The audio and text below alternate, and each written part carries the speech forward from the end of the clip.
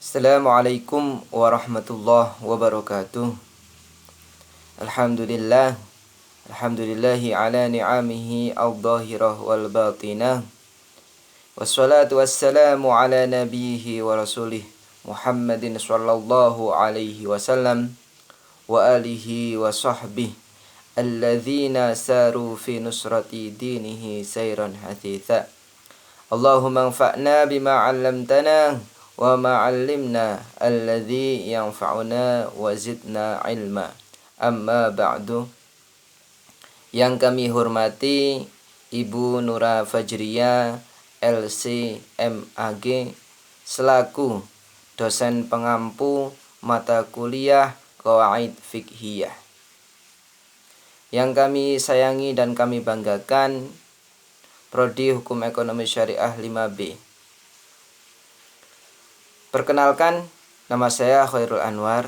Saya mahasiswa Prodi Hukum Ekonomi Syariah Universitas Sain Al-Quran. Pada kesempatan kali ini, izinkan saya untuk mempresentasikan atau menjelaskan sedikit tentang Qawaid Fiqhiyah, yaitu kaidah yang pertama, kaidah asasiyah al-umuru bimaqasidiha. Kaidah yang pertama ini al-umuru bimaqasidiha, yang artinya segala sesuatu itu tergantung dengan tujuannya. Dasar Al-Quran tentang kaidah asasiyah al-umuru bimaqasidiha terdapat pada surat Al-Baqarah ayat 225 yang berbunyi, A'udzubillahi minasyaitonirrajim, Bismillahirrahmanirrahim. La yu'akhidhukumullahu billahwi fi aymanikum walakin yu'akhidhukum bima kasabat qulubukum wallahu ghafurun halim. Allah tidak menghukum kamu disebabkan sumpahmu yang tidak dimaksud untuk bersumpah, tetapi Allah menghukum kamu disebabkan sumpahmu yang disengaja di dalam hatimu. Dan Allah Maha Pengampun lagi Maha Penyayang.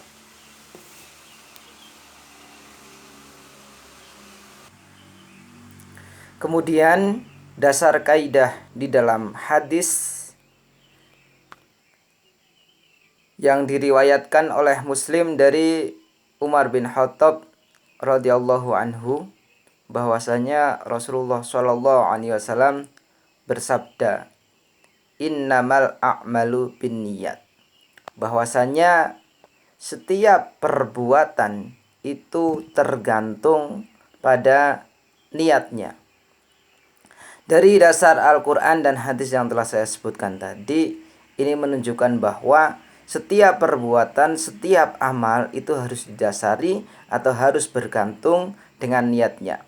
Ketika kita niat karena Allah atau karena untuk mencari ridho Allah, maka kita akan memperoleh pahala yang besar dan akan mendapat keridhaan Allah. Begitu juga sebaliknya, ketika kita niat untuk melakukan kejahatan atau kita niat untuk riya, maka kita tidak akan mendapatkan apa-apa. Dan setiap amal yang kita lakukan tanpa niat, maka amal itu tidak sah. Pengertian niat, an-niyatu qasdus syai'i muqtaranan bi fi'lihi. Yang dinamakan dengan niat adalah menyengaja sesuatu bersamaan dengan apa yang dikerjakannya. Wa mahalluha al-qalbu, dan tempatnya niat adalah di dalam hati. Semua ulama fikih sepakat bahwa makna al-qasdu itu menyengaja. Semua ulama juga sepakat bahwa tempat niat adalah di dalam hati.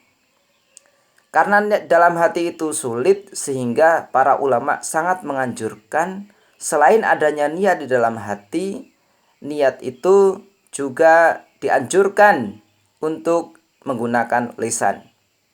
di mana wa talaffudzu biha sunnatun, melafadzkan niat itu adalah hukumnya sunnah. Mengapa niat ini sangat diperlukan? Ada dua sebab mengapa niat itu sangat diperlukan.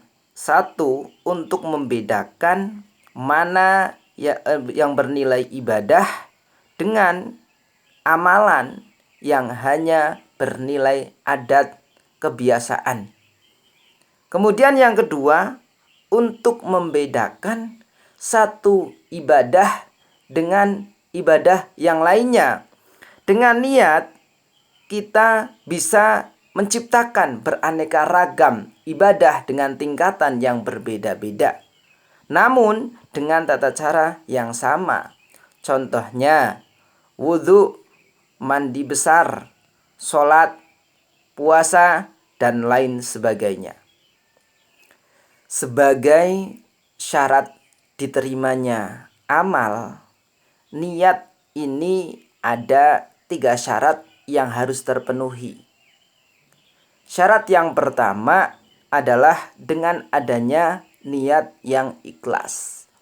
Kemudian syarat yang kedua adalah perbuatan atau pekerjaan itu merupakan yang disyariatkan oleh Allah dan yang dicontohkan oleh Rasulullah.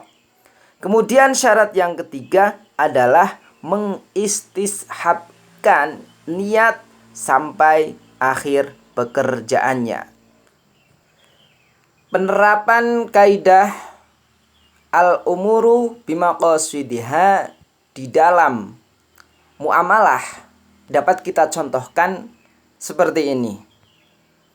Apabila seseorang membeli anggur dengan tujuan untuk dimakan atau untuk menjualnya, itu maka hukumnya boleh.